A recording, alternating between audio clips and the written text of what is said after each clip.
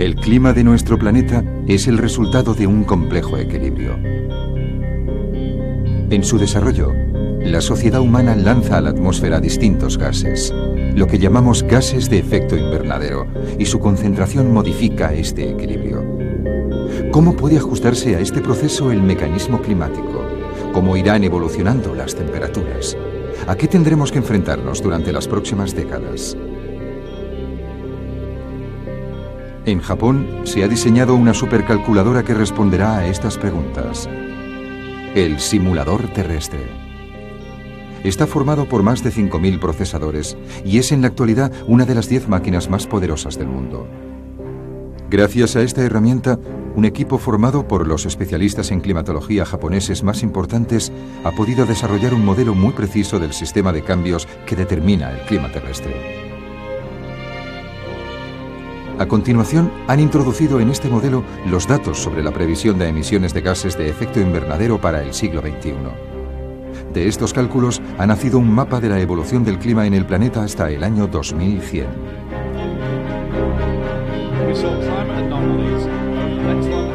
El profesor Robert Watson ha aceptado comentar con nosotros los resultados.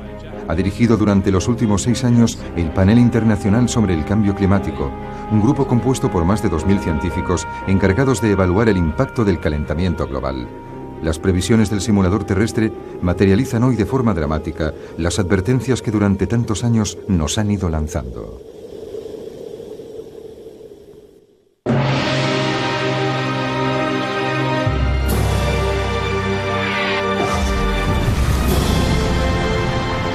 Calentamiento global, año 2100.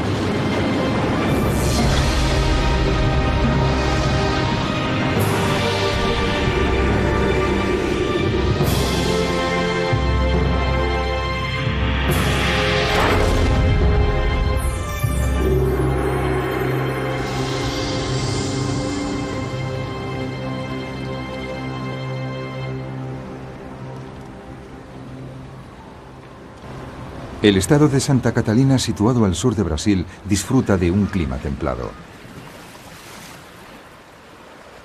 A finales de verano del 2004, tuvo lugar aquí por primera vez un extraño fenómeno climatológico. Apareció una amplia zona de bajas presiones ciclónicas en el mar a lo largo de la costa.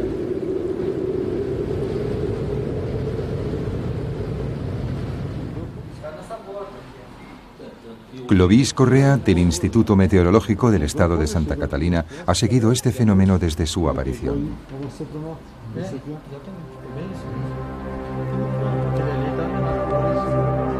Las nubes se iban amontonando formando una gran espiral sobre el océano.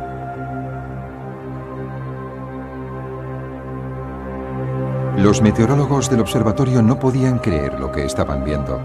Esta formación de nubes se asemejaba a la de un ciclón tropical, pero los ciclones tropicales, llamados también huracanes o tifones, hasta ahora se habían formado cerca del Ecuador para después alejarse hacia latitudes mayores. No se había informado nunca sobre un fenómeno de este tipo en el Atlántico Sur. Además, esta zona de bajas presiones no se estaba desarrollando en el cinturón tropical, sino más al sur, en una zona templada.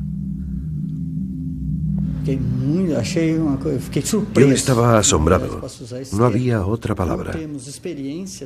Ninguno de nuestros meteorólogos había visto jamás algo como eso. La cosa parecía realmente seria. Un año antes, cuando el simulador terrestre comenzó a enviar sus primeros resultados, los investigadores se sorprendieron al ver aparecer las proyecciones de un fenómeno desconcertante: la presencia de un ciclón tropical en el mar, junto a las costas de Brasil. Era muy extraño. No debería haber ciclones en esa zona. Pensamos que se trataba de un error del programa. ¿Llegaría a ser realidad aquello que habían considerado una aberración? ¿Había anticipado el simulador terrestre un fenómeno atmosférico totalmente nuevo? El movimiento de la espiral de nubes sobre el Atlántico aumentó hasta definir una característica indiscutible: el ojo de un ciclón. Un equipo de la NASA siguió la evolución del fenómeno a través de imágenes vía satélite.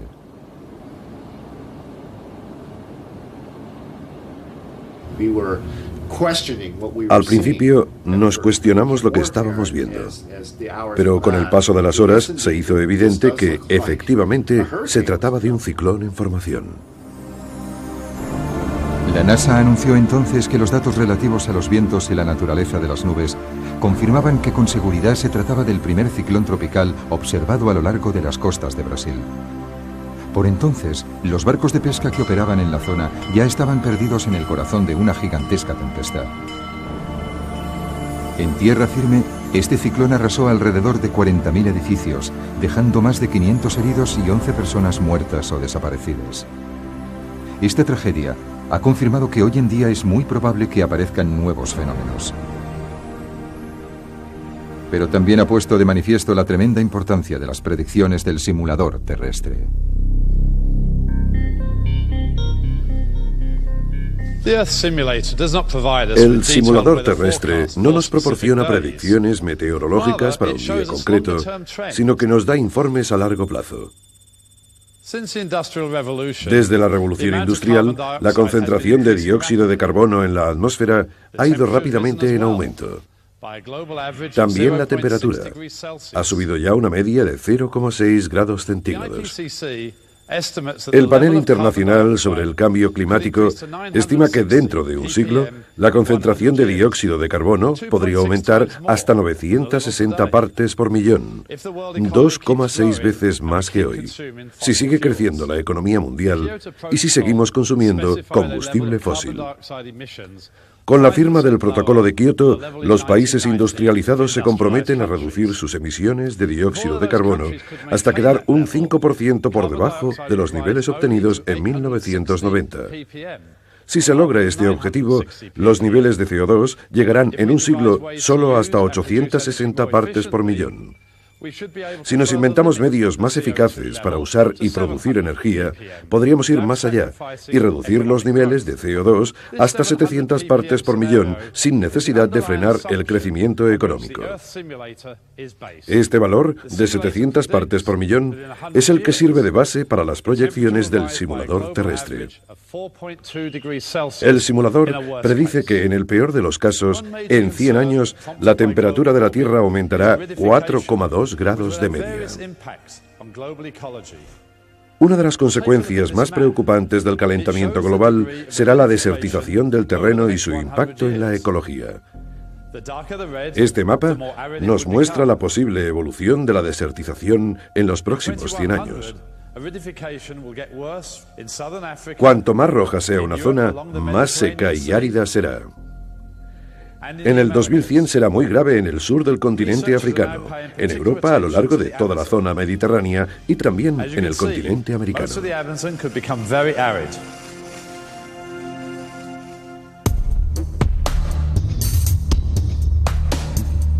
Ahora, los investigadores prestan especial atención al Amazonas. Como se puede ver, esta región podría llegar a ser extremadamente seca. La especial interacción entre el agua y la vegetación confiere a la selva amazónica toda la riqueza de su ecosistema. Esta selva tropical, con una superficie aproximada de 8 millones de kilómetros cuadrados, está atravesada de lado a lado por el Amazonas, el río más caudaloso del mundo. Entre agosto y octubre del 2005, la región ha soportado una estación seca excepcional que ha dado al mundo una idea de lo que será el Amazonas dentro de 100 años. Este río gigantesco, cuyo curso puede alcanzar los 10 kilómetros de ancho, está casi seco. En la zona verde clara podemos ver la hierba que ha crecido en la parte seca del cauce. En algunos lugares el nivel del agua ha descendido de 5 a 10 metros. La superficie del río se ha llenado de peces muertos. La cantidad de agua que quedaba no tenía suficiente oxígeno para mantenerlos vivos. He vivido aquí durante 48 años y nunca he visto una estación tan seca como esta. Tampoco se puede pescar porque todos los peces están muertos.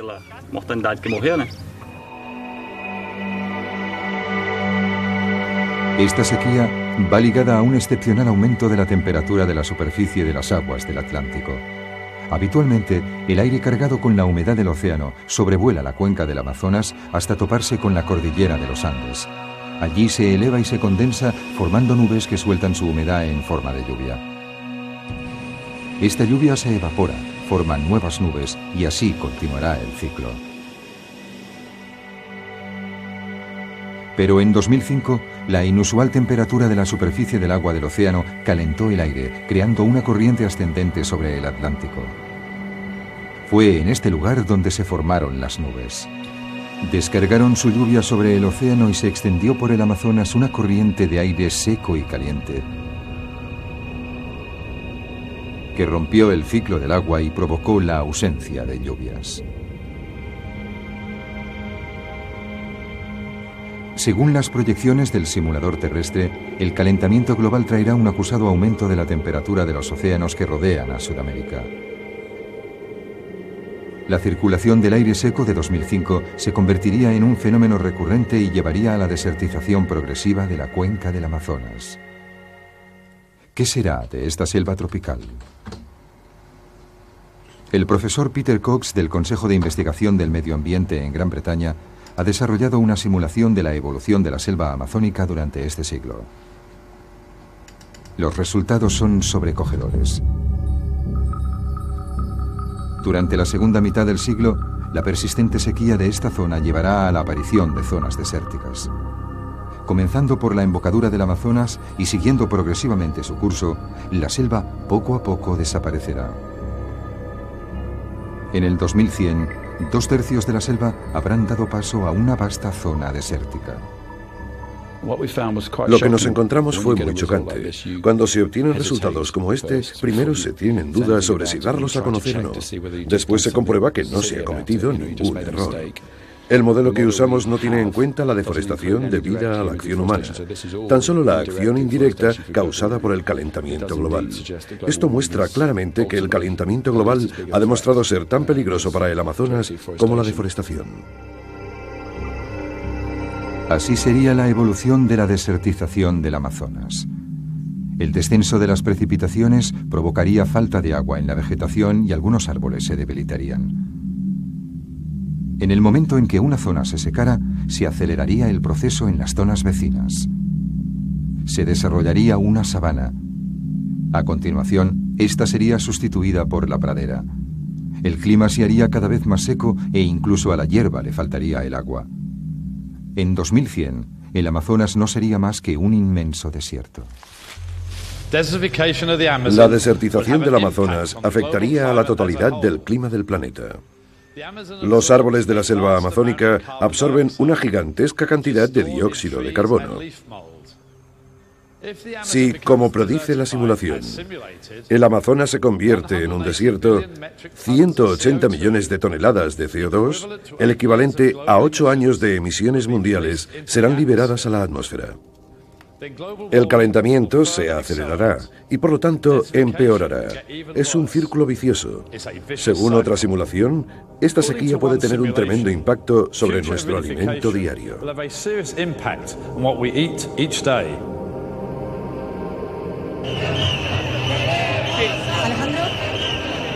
Es posible que estemos teniendo ya signos premonitorios de este problema. En julio de 2005, en el sur de España, se manifestaban 75.000 agricultores. El agua era el eje de sus reivindicaciones. Necesitamos el agua, principalmente para que haya muchas siembras, mucha comida y tú ya lo sabes. El agua es lo principal. En el año 2005, España no recibió más que la mitad de precipitaciones que en un año normal. Madrid conoció el clima más seco de los últimos 145 años. Pero es en la provincia de Murcia, al sureste del país, donde fueron más dramáticos los efectos de la sequía. La región es famosa por sus frutas y sus verduras, y a simple vista sus huertas parecen verdes.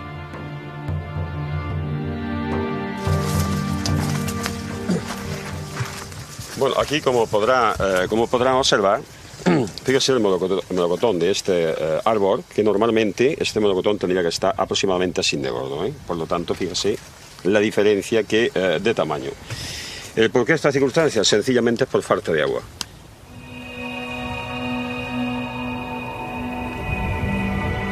Esta excepcional sequía también supuso un duro golpe para la producción de cereales.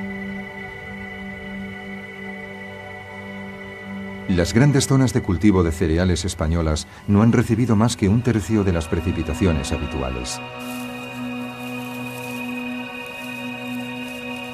La familia de Tomás Lorenzo lleva cultivando estas tierras desde hace generaciones. Él mismo tiene más de 90 hectáreas dedicadas al trigo.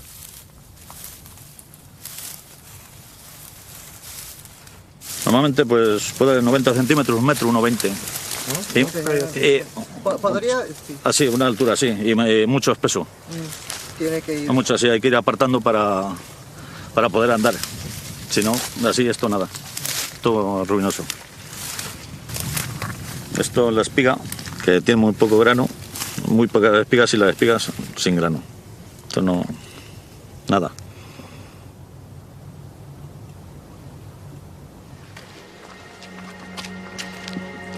Este es su granero. En principio debería estar lleno hasta arriba. Pero su cosecha representa menos del 5% que la de un año normal. Y sus pérdidas se elevan a más de 60.000 euros. Con un par de cosechas, otra cosecha como esta, o otras dos, pues se acaba. No podríamos soportarlo.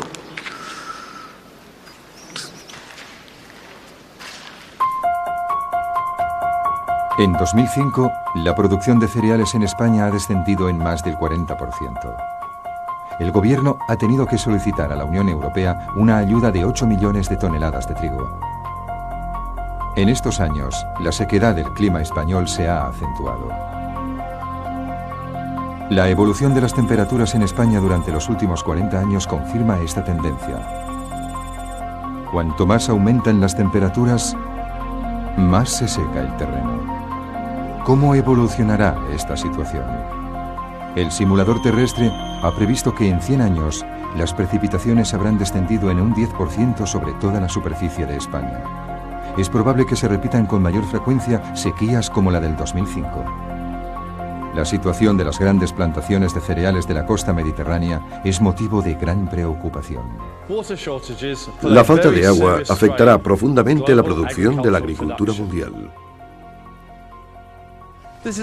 Aquí podemos ver un pronóstico de la evolución de la producción de alimentos durante este siglo, basado en los datos aportados por el simulador terrestre. En las áreas verdes, la producción aumentará. En las rojas, va a descender. En los países del norte, donde las temperaturas son más frescas, un ligero calentamiento podría estimular la producción agrícola.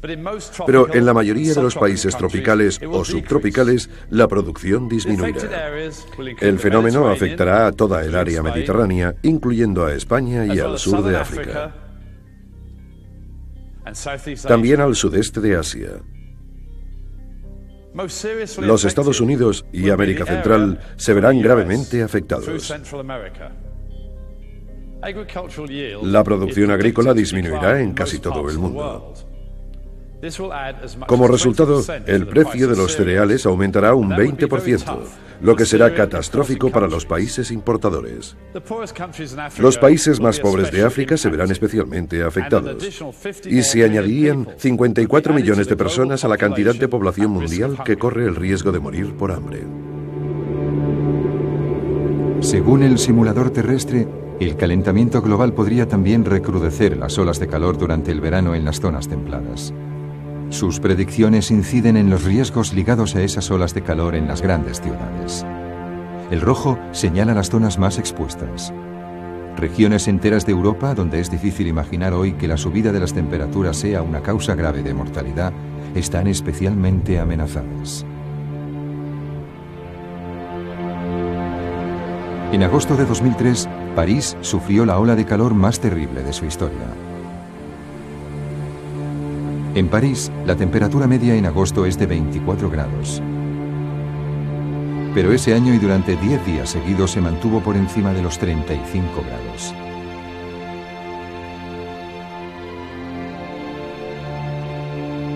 La ausencia de nubes durante todo el mes de junio había secado completamente la atmósfera sobre el país. Y en el mes de agosto, la zona de altas presiones que normalmente se estanca sobre el norte de África se desplazó hasta cubrir la totalidad de Francia. Es la combinación de la sequedad de la atmósfera y del calor aportado por las altas presiones lo que disparó la ola de calor. París no está acostumbrada a tales temperaturas y pocas viviendas están equipadas con aire acondicionado. Los equipos de emergencia se desbordaron con tantas llamadas. Yo no perdí el conocimiento, pero no podía ver nada. Todo estaba borroso, oscuro. Estaba muy asustada. Me decía, ¿ya está? ¿Eso es todo? ¿Me voy a morir? Un cuerpo deshidratado pierde la capacidad de sudar y su temperatura se eleva muy deprisa. Si la situación se prolonga, el cerebro y el corazón se ven afectados, provocando la muerte. Los hospitales parisinos se vieron desbordados por la llegada de pacientes deshidratados, la mayoría de ellos ancianos, quienes padecían convulsiones o habían entrado en coma. Esta ola de calor causó 15.000 víctimas en Francia y más de 30.000 en toda Europa. ¿Debemos esperar a que este fenómeno se repita? Esta curva, obtenida de los cálculos del simulador terrestre, indica las temperaturas medias más altas previstas para 3 días seguidos en la región parisina. A partir del año 2020, los años en los que la temperatura sobrepase los 35 grados varios días seguidos se harán más frecuentes, y a partir del 2040 aparecerán verdaderas olas de calor. Es posible que la ola de calor del 2003 haya sido uno de los primeros signos que advierten de esta tendencia. En el futuro es probable que mucha gente muera en verano debido a las olas de calor. Muchos países, incluyendo aquellos que hasta ahora no han experimentado una ola de calor, pueden encontrar difícil cómo enfrentarse al impacto del calor extremo. El profesor Larry Kalkstein de la Universidad de Delaware ha utilizado los datos que ofrece el simulador terrestre para calcular la probable evolución de la cantidad de muertes debidas al calor en las grandes urbes. En Tokio, esa cantidad deberá multiplicarse por 2,5 dentro de 50 años y por 11 dentro de un siglo. En 2100, Londres conocerá 47 veces más muertes debidas al calor que hoy. Nueva York, 43 veces más. Los cálculos efectuados en 6 de las ciudades más grandes del mundo predicen todos ellos un fuerte aumento. Las cifras más impresionantes corresponden a ciudades situadas más al norte, en zonas que hoy disfrutan de clima fresco. En las ciudades situadas cerca del Ecuador, muy poca gente muere de calor. Las temperaturas son elevadas, pero varían poco. Tokio, Nueva York, Toronto o París son mucho más vulnerables porque un día pueden tener 35 grados y al día siguiente 20 grados. Las personas no están acostumbradas al calor. Los pueblos y las estructuras urbanas no están adaptados a eso. Las casas tampoco.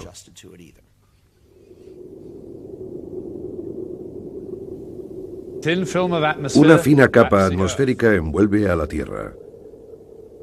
Bajo esta capa se desarrollan los ciclones, los tornados y toda clase de fenómenos meteorológicos. La subida de las temperaturas perturba el equilibrio de la atmósfera, lo que entraña un recrudecimiento de fenómenos extremos. Los esquemas de circulación de las nubes, facilitadas por el simulador terrestre, muestran con claridad el desarrollo de esta tendencia. Este es el aspecto de un frente lluvioso dentro de 100 años. La subida de las temperaturas amenaza con bloquear el sistema de presiones atmosféricas, lo que obligará a los frentes lluviosos a desplazarse hacia el norte. En consecuencia, el esquema actual de las precipitaciones corre el riesgo de amplificarse hasta el límite. El sur de China recibirá muchas más precipitaciones que hoy. El norte de China y la península coreana, muchas menos. Esta tendencia hacia la polarización climática posiblemente se acelere durante las próximas décadas y se extenderá a otras partes del mundo. Hay que señalar que no solo aumentarán las precipitaciones, sino también la intensidad de las lluvias, como consecuencia del calentamiento global. ¿Qué queremos decir con lluvias intensas? Pues lluvias que descargan más de 30 mililitros por hora. Lluvias de semejante violencia conducen a inundaciones y corrimientos de terreno. Estas lluvias, asociadas a las tormentas tropicales, como son los huracanes o los tifones, podrían llegar a ser extremadamente destructivas. En el 2004, nada menos que 15 tifones golpearon Japón, todo un récord. Pero más importante que la cantidad fue la fuerza de esos tifones. Establecieron muchos nuevos récords seguidos, incluso el de la velocidad máxima de una racha de viento.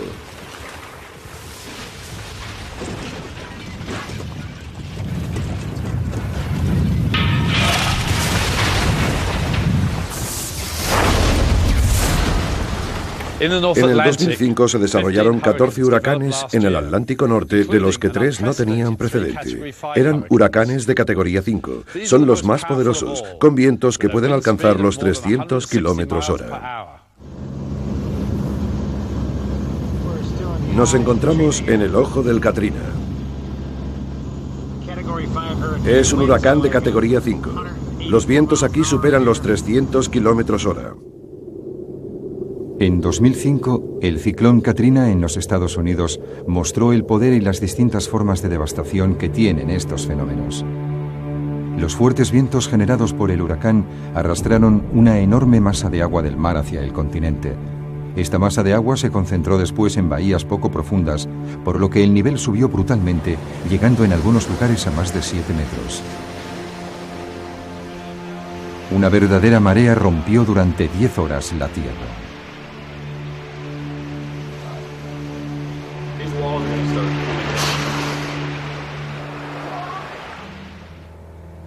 En especial, el pueblo de Biloxi en Mississippi fue uno de los más azotados.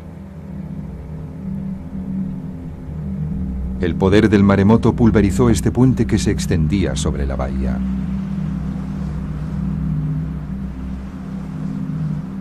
La extensión de los daños evidencia la violencia de un fenómeno que se extendió a más de 1 kilómetro tierra adentro.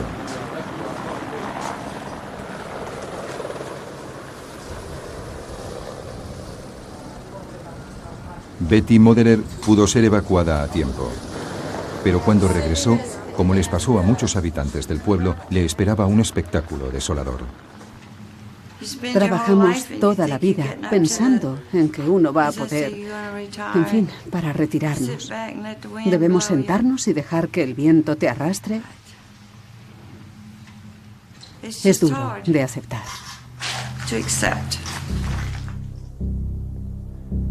El coste total de los daños causados por el ciclón Katrina alcanza los 130 millones de dólares. El gobierno americano ha declarado que Katrina es la peor catástrofe a la que se ha enfrentado el país.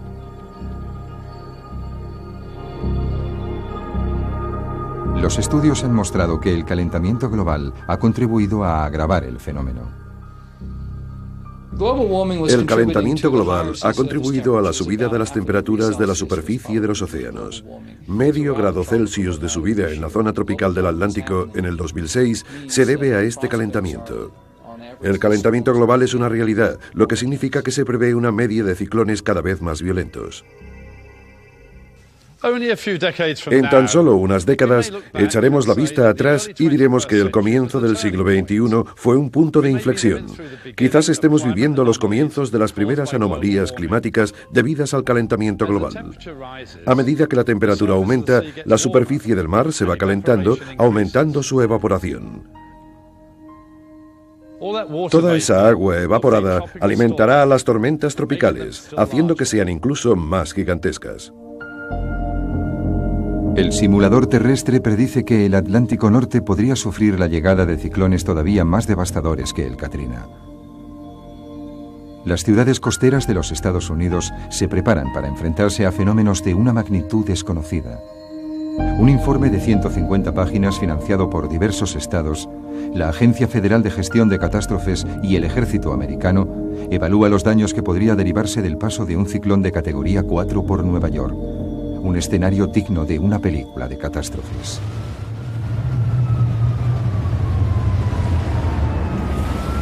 Vientos de más de 215 kilómetros por hora sacuden a los rascacielos.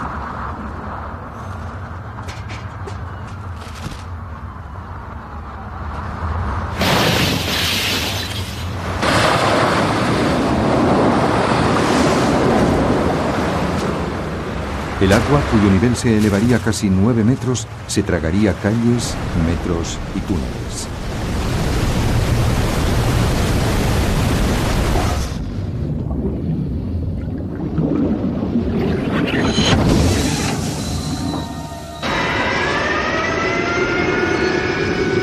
El informe concluye que es imposible evaluar el coste de los daños potenciales y solicita al gobierno y al Estado de Nueva York que construyan diques de contención gigantescos y que elaboren un plan de acción para un sistema de evacuación urgente. Muchos países alrededor del mundo se verán forzados a invertir mucho capital para controlar las catástrofes naturales, como hemos visto en el ejemplo de Estados Unidos. Pero no todos los países pueden permitirse tomar esas medidas necesarias. Bangladesh es uno de esos países. En octubre de 2005, las autoridades lanzaron a la población una campaña informativa para dar a conocer las medidas de evacuación que se aplicarían en caso de un maremoto. El relieve de Bangladesh es extremadamente plano. Un maremoto repentino podría irrumpir tierra adentro hasta alcanzar decenas de kilómetros. En 1991, un ciclón dejó aquí más de 140.000 víctimas, la mayoría ahogadas en las aguas torrenciales. Se ha reconstruido en esta plaza un pequeño pueblo. El objetivo es enseñar a los espectadores cómo deben comportarse en caso de una catástrofe como esta. Los vecinos del pueblo deben reunirse en los refugios anticiclones construidos especialmente para esas catástrofes. El mensaje es claro: solo un edificio fuerte de al menos 2 plantas puede ofrecer una verdadera protección. Pero los fondos públicos son insuficientes y la construcción de esos refugios ha sufrido un retraso considerable. 20%. Si llega a las costas una ola de esas características, solo tendríamos refugio para el 20% de la gente. Esta escasez de refugios significa que el 80% de la población no tendrá ningún sitio en el que poder protegerse. El calentamiento global acentúa cada día más el riesgo de un maremoto sobre Bangladesh.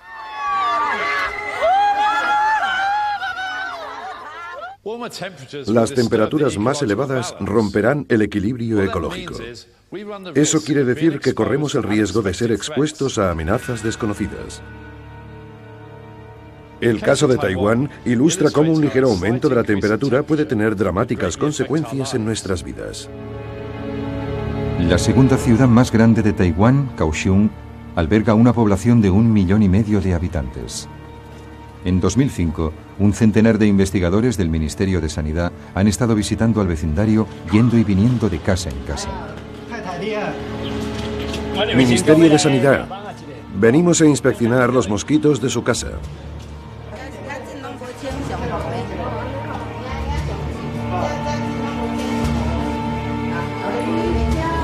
Registraban exhaustivamente cada casa en busca de mosquitos o lugares en los que hubiesen podido depositar sus huevos.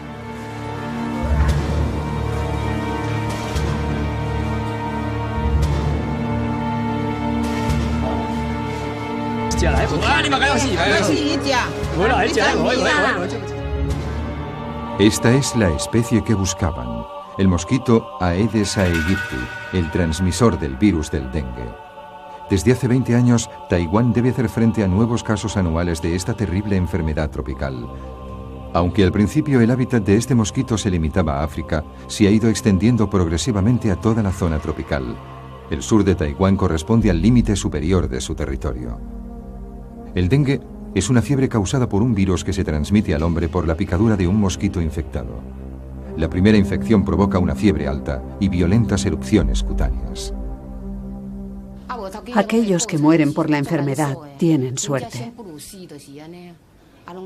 Por la noche el dolor era insoportable, como si los insectos estuviesen royéndome los huesos. Me sentía todo el tiempo débil y entumecida. Verdaderamente, era como estar en el infierno.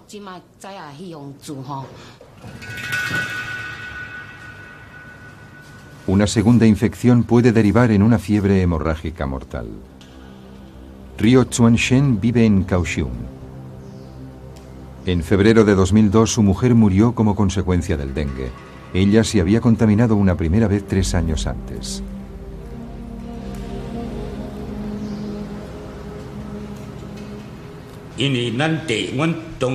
Mi mujer ya había padecido la fiebre del dengue una vez y no fue tan grave. Jamás habría imaginado que moriría la segunda vez.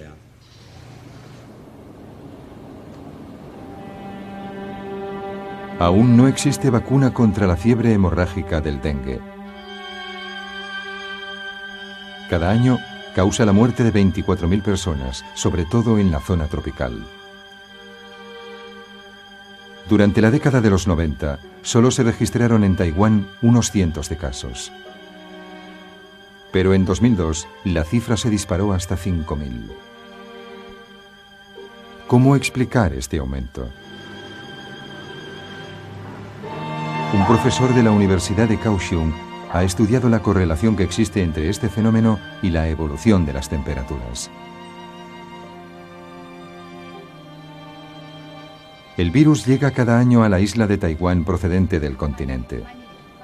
Pero las larvas del mosquito portador mueren cuando la temperatura desciende por debajo de los 20 grados centígrados. Por eso el virus se erradica de la isla de forma natural cada invierno. Según la profesora Selon Pai-Shuhua de la Universidad de Kaohsiung, el espectacular aumento de los casos del dengue en 2002 está ligado al aumento de las temperaturas invernales. Durante los últimos años, incluso en invierno, las temperaturas medias han permanecido por encima de los 20 grados. Las larvas del mosquito no han sido pues eliminadas por el frío, y eso ha sido la causa del aumento de la cantidad de infecciones por dengue. De todos modos, es solo mi opinión. En el pasado, las temperaturas medias invernales de Kaohsiung eran siempre inferiores a 20 grados. Pero desde 1997 se han mantenido a menudo por encima de este límite, incluso en invierno. Esto es lo que permite que el dengue se extienda. Las larvas del mosquito portador sobrevivieron al invierno del 2001-2002 y la epidemia continuó. Este mapa oficial muestra la extensión de la zona afectada por el dengue. De momento, está confinada al sur de la isla, en el área de Kaohsiung. Para luchar contra el riesgo de infección en la ciudad, desde el mismo instante en que se declara un caso, se lanza una campaña de exterminio. Se revisan 10.000 hogares. Es una tarea titánica, pero ha permitido evitar que se repita la epidemia de 2002. No obstante, las autoridades están preocupadas. Si continúa el calentamiento global, podría extenderse la zona amenazada a toda la isla. Si las temperaturas siguen aumentando de este modo, el hábitat del mosquito portador del dengue se extenderá hacia el norte. Podría abarcar la región central e incluso el norte de la isla.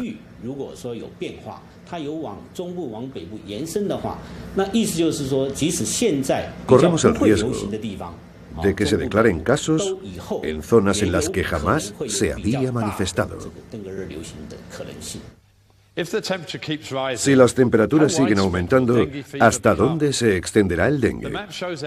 Este mapa representa las zonas amenazadas hoy por esta enfermedad. Cuanto más oscuro es el rojo, más amenazada estará la zona. Hacia el 2080, como podemos observar, habrá más zonas amenazadas en África y en la India. Se produce el mismo fenómeno al sur de los Estados Unidos. En Japón, Okinawa y el sur de la isla de Kyushu serán incluidas en las zonas de riesgo. Miles de millones de personas vivirán en zonas de riesgo, muchísimas más que en la actualidad. Con el aumento de las temperaturas también se reproducirán otras enfermedades como el paludismo y el cólera.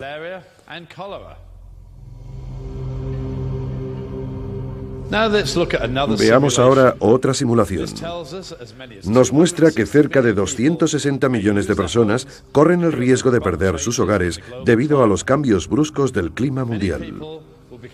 Estas personas se convertirán en lo que llamaremos refugiados medioambientales.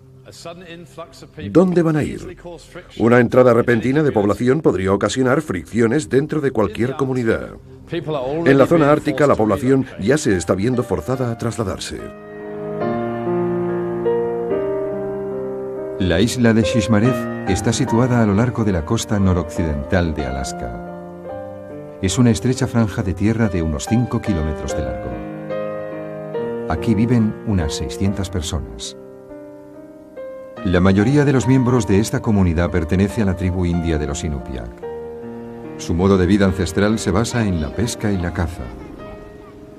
Pero pronto tendrán que dejar su isla. Durante los últimos años, la erosión ha desgastado la costa y muchos habitantes de la isla han visto cómo el mar se tragaba sus casas.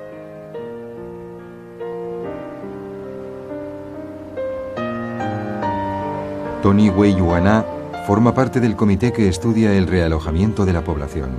Durante 9 años ha estado observando los daños ocasionados por la erosión costera. Y la situación empeora día a día.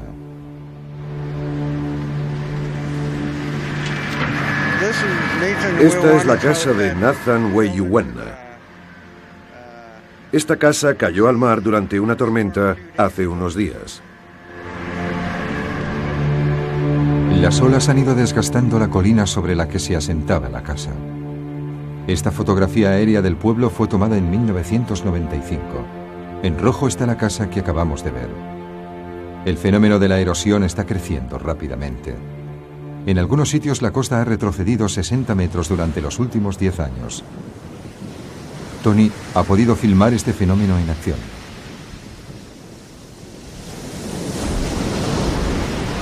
Si el terreno que constituye la base de las colinas se rompe con tanta facilidad, es porque se trata de permafrost. Cuando la tierra congelada se encuentra expuesta al aire libre, se funde literalmente ante las embestidas de las olas.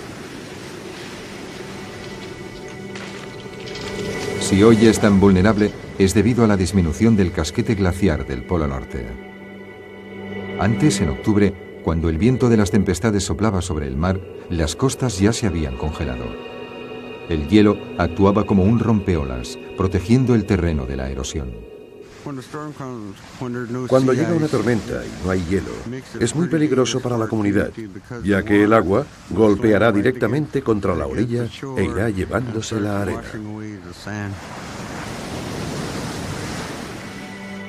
Los datos del satélite muestran con claridad que el límite del hielo oceánico durante el mes de octubre ha retrocedido 500 kilómetros hacia el norte durante los últimos 30 años. Y según el simulador terrestre, en verano todo el conjunto del casquete polar puede haber desaparecido para el año 2070.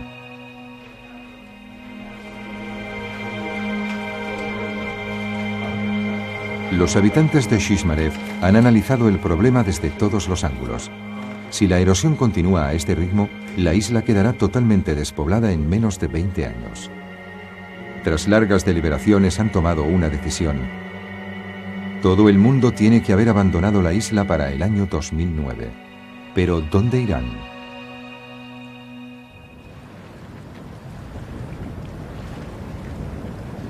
Esta pradera situada en el continente, en Alaska, a unos 20 kilómetros de la isla, es una de las posibilidades barajadas. Pero para que el pueblo se asiente allí es necesario construir carreteras y una pista de aterrizaje. No hay suficientes fondos para tal obra de ingeniería. Desde el punto de vista económico, es mucho más realista buscar un pueblo que ya exista, dotado de infraestructuras. Pero los habitantes temen que su asentamiento cause fricciones con la población que ya vive en esos pueblos.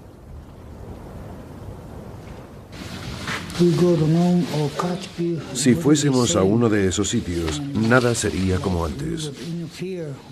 Tendríamos miedo. Se nos recibiría en un principio con los brazos abiertos. Pero después se nos diría, estáis en nuestras tierras, o cosas por el estilo, así que va a ser muy duro.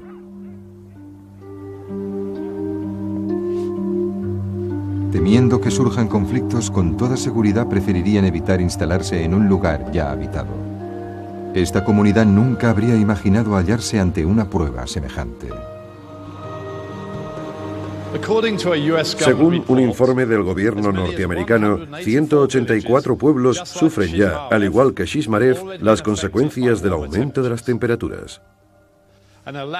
Y lo que está pasando en Alaska no es más que el principio del fenómeno. En otros lugares del planeta hay numerosas islas y zonas costeras que están a punto de ser engullidas por el mar.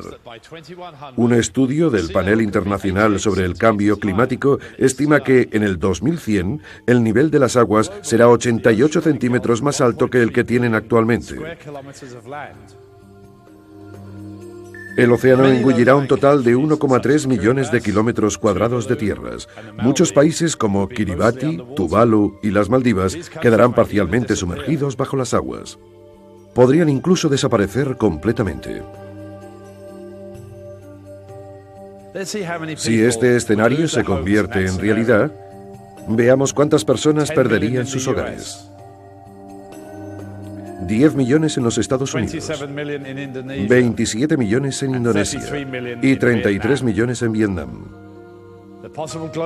Mundialmente esto representaría 260 millones de lo que podríamos llamar refugiados medioambientales. El desplazamiento de grandes masas de población genera fricciones casi de inmediato. Esto es ya motivo de honda preocupación entre los habitantes de Shishmaref. Me preocupa el hecho de que las migraciones masivas causadas por los cambios climáticos puedan derivar en conflictos mundiales y desestabilizar el planeta de un modo hasta hoy sin precedentes.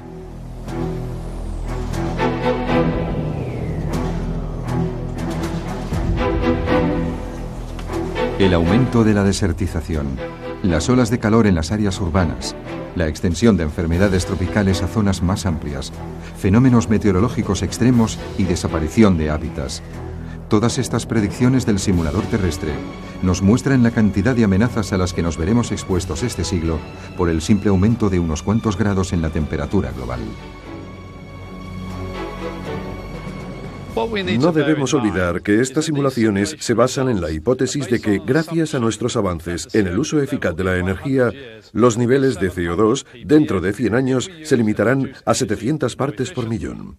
Esta cifra está muy por debajo de las 960 partes por millón que alcanzaríamos si seguimos aumentando las emisiones de dióxido de carbono. Entonces, ¿qué tendríamos que hacer para evitar que el futuro planteado por el simulador terrestre se hiciera realidad? En 2005 los países europeos llegaron a un acuerdo según el cual, para frenar el calentamiento global, es necesario que en 2050 se hayan reducido a la mitad las emisiones de gases de efecto invernadero. Con esto lograríamos evitar las catástrofes que acabamos de evocar. Primero, para el 2050 tenemos que reducir a la mitad las emisiones mundiales de gases de efecto invernadero. ¿Es esto posible? Lograr este objetivo será muy difícil. ¿Por qué? Porque aunque se cumplan todos los objetivos del Protocolo de Kioto, las emisiones mundiales de gases de efecto invernadero siempre irán en aumento. Para poder llegar a disminuir las emisiones a la mitad, debemos descubrir nuevas fuentes de energía, desarrollar nuevas tecnologías para el almacenamiento energético y poner en marcha cualquier tecnología que esté a nuestro alcance para reducir la emisión de gases de efecto invernadero. Los países industrializados y los países en vías de desarrollo deben enfrentarse conjuntamente ante este reto.